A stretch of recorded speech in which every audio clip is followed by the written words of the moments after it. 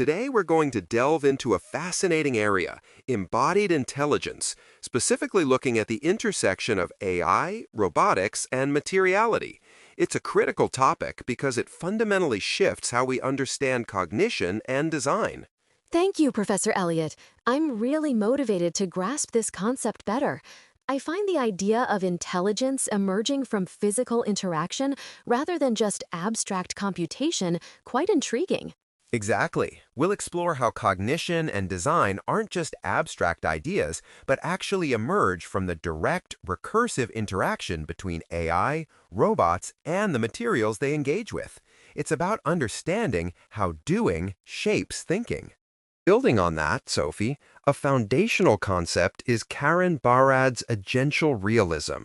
It posits that intelligence and cognition are not abstract mental processes, but rather material practices, emerging directly from the material conditions of their existence.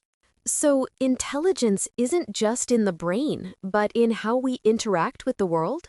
What does Barad mean by interaction in this context? Precisely.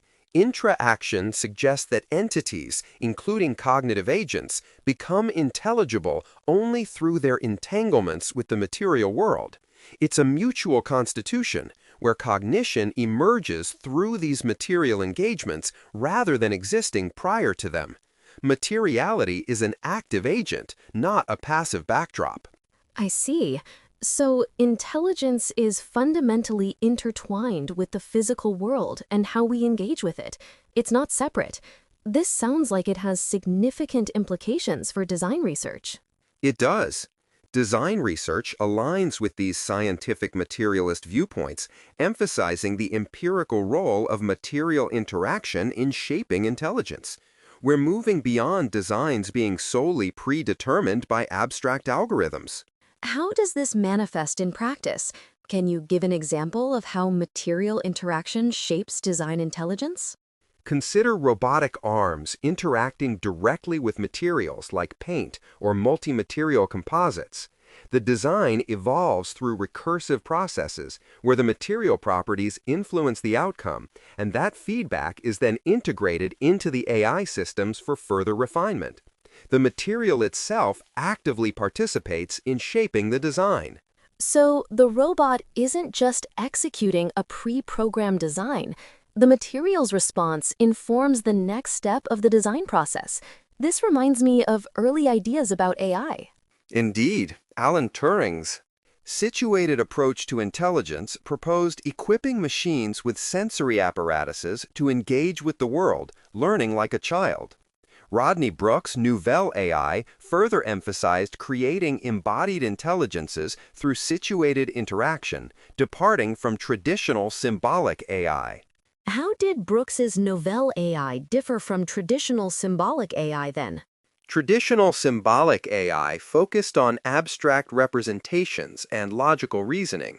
Brooks, however, argued for intelligence emerging from direct, real-time interaction with the environment without needing a central symbolic model of the world. It's about doing rather than thinking in a purely abstract sense. That makes sense. And this concept extends beyond just the robot itself, doesn't it?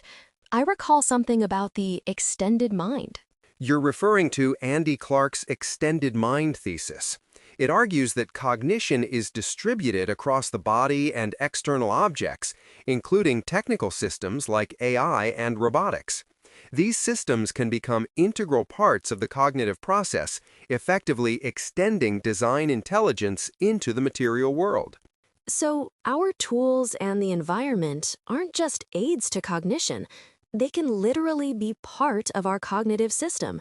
This means AI and robots aren't just external agents, but can be extensions of our design intelligence.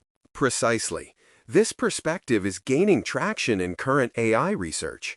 Advances in robotics, sensor technology, and bio-inspired computing highlight the importance of embodiment for creating adaptive, intelligent systems.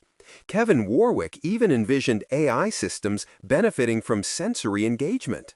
Are there any cutting-edge examples of this embodiment in AI today? Yes, recent developments include lab-grown brain organoids integrating with AI for adaptive learning, demonstrating a biological form of embodiment. This pushes the boundaries of how we define and create intelligent systems through direct material engagement. That's fascinating. And how does Barad's idea of material discursive practices fit into this advanced design context? Barad's post-humanist performative approach recognizes that knowledge, meaning, and agency emerge from these material entanglements, not solely from human reflection or language. In design research, materials are engaged as active participants, challenging the dominance of purely representational design. So the material itself has a voice in the design process, influencing outcomes in ways that go beyond what we might initially conceive. This leads to recursive design methods, I assume? Absolutely. The recursive interaction between AI, material, and robots is central. For instance, in multi-material 3D print casting and robotic operations, material properties directly influence the design process, producing outcomes that AI alone, without this material engagement, could not achieve. This is the material turn in AI design. And what about aleatory material processes? How do they contribute to this embodied intelligence? Aleatory processes are marked by unpredictability and emergent tendencies. They offer productive uncertainty and emergent coherence in design. These processes exhibit an inherent intelligence, beginning with spontaneous local actions that drive material organization and self-organization, leading to novel forms. So, by allowing for unpredictable material interactions, we can discover new design possibilities that are inherently intelligent and self-organizing.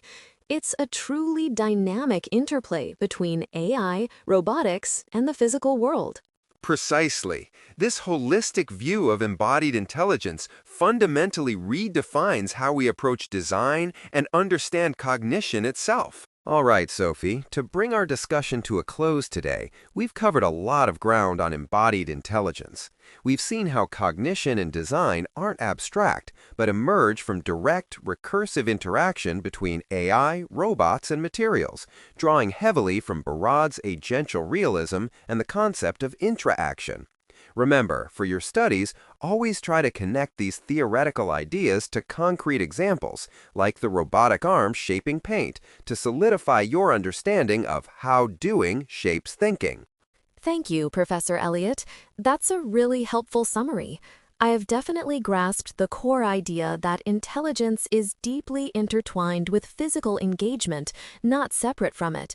I'll make sure to review the specifics of Barad's material discursive practices and the implications of aleatory processes, as those really challenge my prior assumptions about design. Excellent. And for our next session, we'll shift our focus to the broader ethical implications and societal impact of these embodied AI systems. It's a crucial area that builds directly on what we've discussed today.